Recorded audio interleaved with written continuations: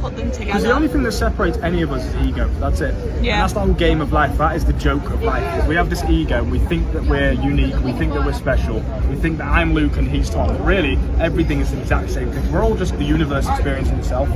And for us to experience itself, we have to be put into this simulation of the ego world. That's why I'm Luke and he's Tom and we're different. Because by being different, we can identify the differences to each other. Like he's tall and I'm this, you know, like we identify. And I feel like we all desperately cling at straws to be different. Exactly. Like but that's anything the that joke makes of us life. niche That's the whole point. unique, Yeah. and we're all just separating ourselves. If you imagine if everyone knew and remembered, because we already know this. Well, that's why when you take psychedelics, you're like, oh, I feel like I've been here before, you know?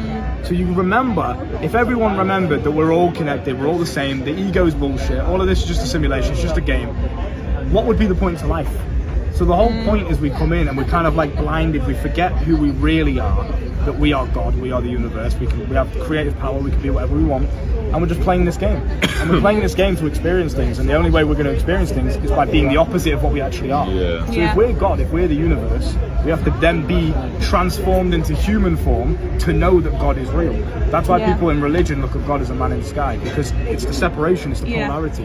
If you don't have the sunshine, you don't know what rain is. You have to have the polarity. So that's why it's so much harder to get answers from prayers than it is from manifestations, because once you separate yourself from the source, where's the power coming from? It's not from very yourself. Smart, very intelligent. Yeah, exactly. That's exactly what it is. You have to just assume because you actually already are. Yeah, you've already got it. This is the thing. It's the secret. You already have everything. You already are everything. Yeah, literally. In every parallel universe possible. It's just this is what determines the frequency you tune into, like a radio, and that's what determines what you tune into.